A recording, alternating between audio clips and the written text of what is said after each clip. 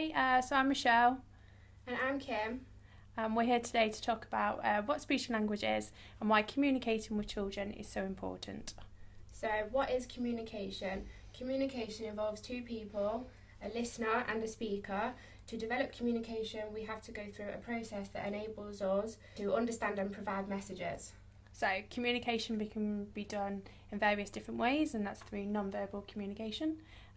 So that includes gestures, sign language and pictures, and also the verbal communication of a two-way conversation.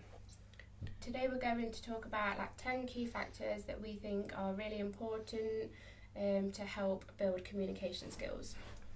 So the first one that we're going to have a look at is the ages and stages of development, and there are typical stages of communication that children need to work through to become confident communicators. A child aged between 6 and 12 months will just be beginning to babble. This is them creating their early speech sounds such as Baba, Nunu, Mama. This is them practicing their skills and developing those muscles in the mouth. So from there, we'll probably look at the 12 to 15 months, and at this stage, we'd be expecting children to be able to name objects and contexts. So when we say a cup, they look around for a cup. We'll discuss this further on, and we'll talk about providing a running commentary about your day, including labelling objects. So children aged 18 months to 2 years may become frustrated when they are unable to express themselves. This may result in a tantrum.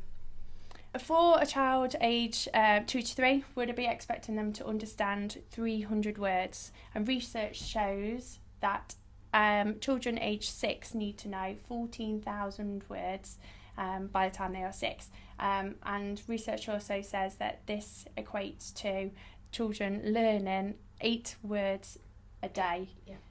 So we've kind of broken that down at nursery, and that's five new words at nursery and then 3 new words introduced at home. Children by the age of between 3 and 4 years will really enjoy listening to stories. If you've got any concerns about any ages and stages of development, Kim works at the Elveston site, but have a chat with your key workers, and I'm sure they'll be able to point you in the right direction. Likewise, have a look at the ICANN website, and that will break down speech and language development for you. As you can see, it has all of the ages, and then it also breaks it down into listening, attention, understanding, speech sounds, and social skills as well. Also, the link for this will be in the description as well as some other tips for you. So the next area that we're going to look at, so our next top tip is limiting distractions. So when thinking about limiting distractions, so if you're doing a specific activity together, sharing a story, just thinking about what's happening in the background. So you would perhaps turn the TV off. That can be really distracting to a young child. Any music in the background. Older siblings are usually a big one as well, that want to get involved and do a lot of the speaking for the younger child. So just really trying to get that time alone and limiting all those background noises. Might also mean that you're not interrupting, so you've got your mobile phone but you've put it away, so the notifications aren't distracting you from what's happening. Also picking a quieter time within the day, so maybe at bedtime or after bath time, first thing in the morning once you've got all of the morning routine out of the way, to be able to sit down and share that story. And it is important that you also have that one-to-one time, so like Kim said about the whole siblings, making sure that you're doing it in a smaller group, so you're having 2 siblings together, or it'd be a nice time to share that as a one-to-one. So our next top tip that we're going to be looking at is singing songs. Singing songs are important to build talking and listening skills. It's important when singing songs and doing rhymes together, making it fun, making it really silly, just really informal. It's a good time for lots of repetition. This is giving children the opportunity to repeatedly hear new words for them to be able to then copy and use those new words. It's fun to introduce number songs. 1, 2, 3, 4, 5. Yeah. It could be 5 little monkeys jumping on the bed, all of that language of up and down, in and out. Yeah. is all mathematical language, isn't it, to be able to include that as well. We might look at actions, so like Kim said, with making it all fun. Miss Polly, because you've got an action to it, or the Grand Old Duke of York, you can be marching rather than just sitting down and having a song like maybe Bar Bar Black Sheep that has limited actions. I'm just thinking more of those fun ones. And again, it's free because you don't have to have any resources. No. Can be spur of the moment, doesn't have to be planned, can be done anywhere. Walking to nursery, walking around the shops, driving in the car, doesn't really matter, does it? Songs can be done everywhere. Next we will look at sharing stories. Again, this is such a key important time for children to be able to get the opportunity, hearing those new words, sharing that experience. It helps them to learn new words, build languages. All children of all ages can be read to. Yeah. It's just thinking about the appropriate book that, for the age of the child. Yeah. So you wouldn't perhaps pick a really long story for a 6-month-old baby that might, that is not going to sit and listen. And it's not always about actually reading the story, is it? Sometimes it's just about pointing to what's in the pictures. Yeah. It might be interactive books, lifting the flaps and talking about that touchy-feely, and about talking about what can actually be seen rather than the actual words on the page. It's important to be spending that key time together, building those relationships, and enjoying a nice little chit-chat.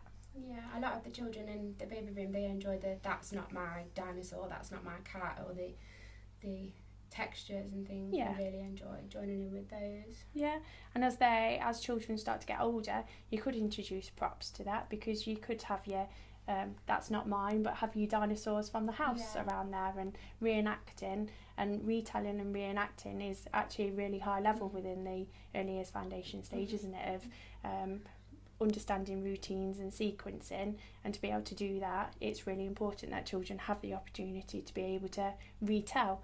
And it's not always a bad thing to be able to have one of those stories that you've heard from time after time after time, and as an adult you might go, oh gosh, here we go again with the same story. But it's really important for those children to have that repetition, because once you've got repetition, that's how those words and that language embeds into their head, isn't it? Yeah. Especially with older children, thinking about retelling a story, so talking about what happened in the story, the plot, the key characters in the story, just really getting those conversations going, isn't it? And there is some of the research that we've had a look, hasn't it? There's the research out there that babies that are read to by the age of 8 months have a better spoken vocab by the time that they are 12 and 16 months.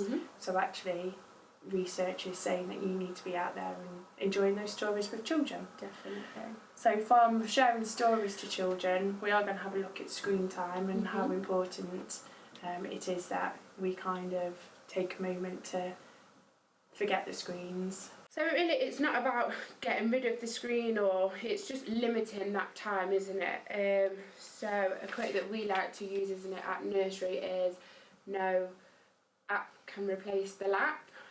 So just really thinking about, limiting that time on the tablet, on the telly.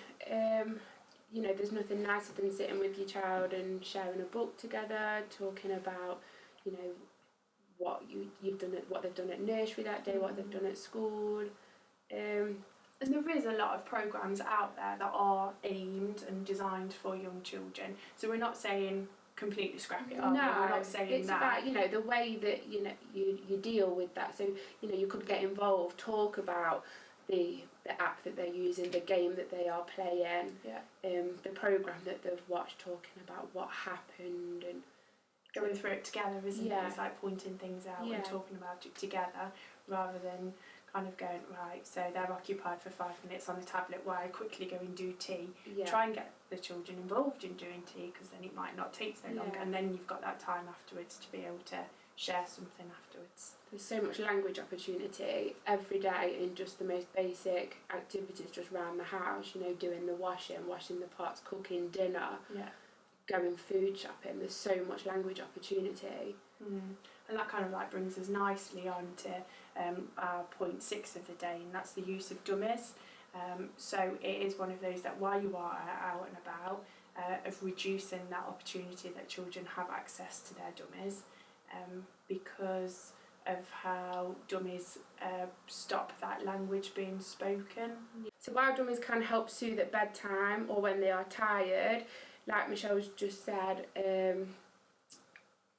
thinking about you when you are out, when you're sharing books together, when just simply communicating, trying to limit the dummy as much as possible. You know, when the dummy's in the mouth, it's just sat, and the tongue is like underneath, like the teeth of the dummy. That's going to affect, like, you know, the muscles of the tongue. It's really going to affect the way that the child talks, their speech sounds. So yes, while it is good for them at bedtime, or that may be the child's comfort, just thinking about in the day while we're busy talking and they're getting, you know, so much communication is happening, really trying to limit. Kind of that feels a bit of a blocker, isn't it? And Yeah, one of the examples definitely. that we will try and do to some of the parents at nursery is have, as an adult, put a carrot in your mouth. Yeah. And we've done it lots of times, so put a carrot in your mouth and then try and talk, and it's really hard, isn't it, to be able to understand what each other is saying, but also how that feels and the impact that has on the movement in your own mouth.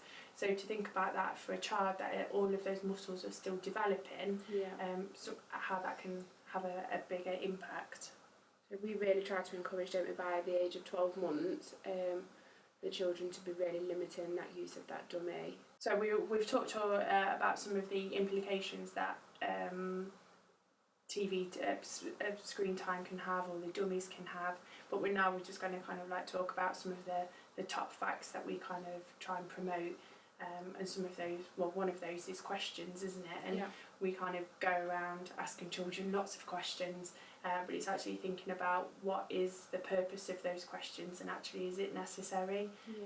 Sometimes children can feel like it's a bit of a test, that we kind of like, what's this and what colour is that and how many leaves there are, rather than just actually talking about, oh, do you think you could find me the leaf, or do you think you could find me the red car?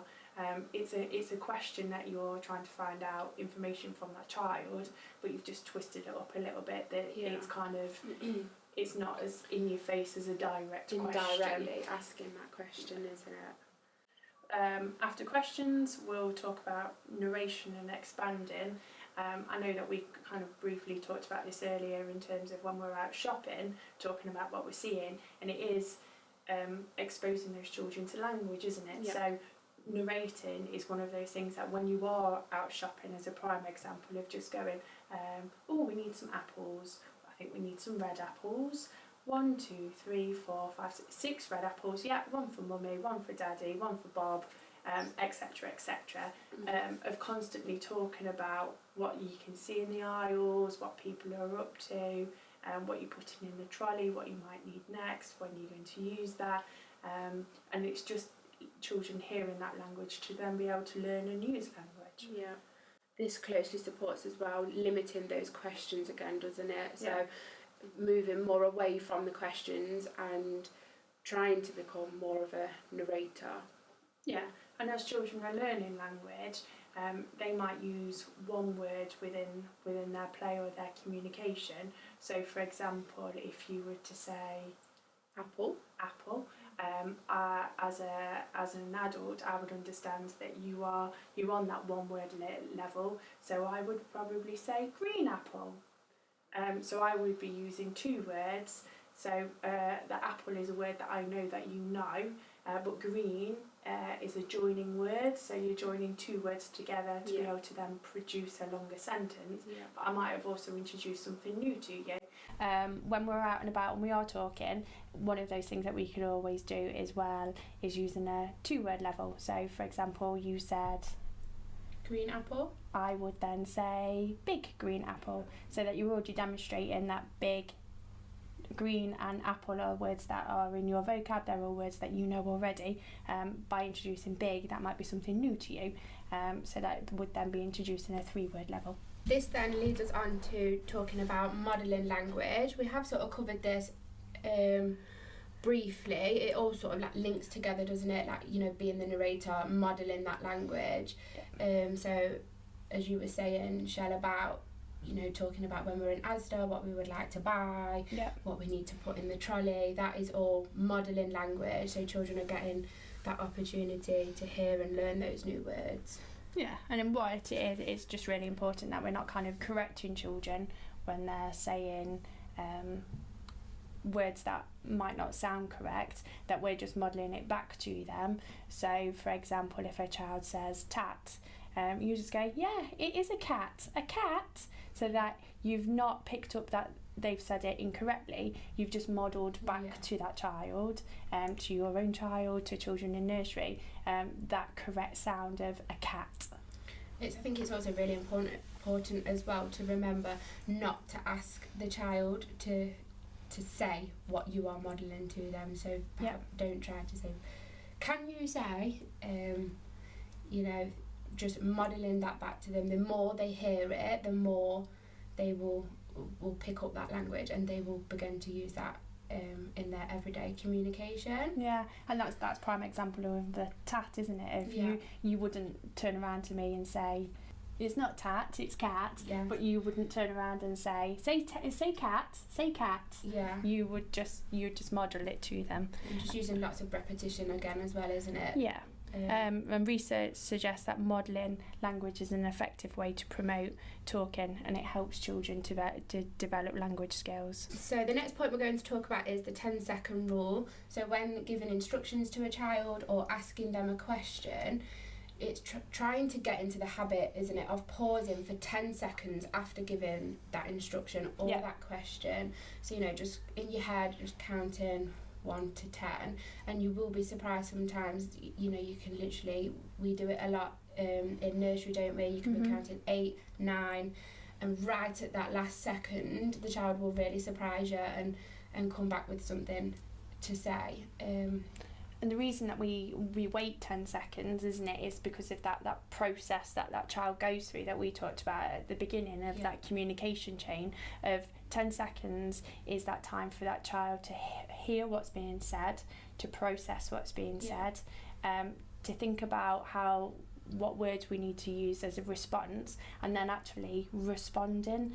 So although it does feel like a long time, and we kind of like sit there and go, right, we actually practice 10 seconds, don't we, so we can feel what that feels like, the children do get there. Actually, for a child it's really key, isn't it, for them. They need that extra time just to, like you said, think about everything, process it, think about what they're going to say, and then getting that information out. And so much really happens in that 10 seconds.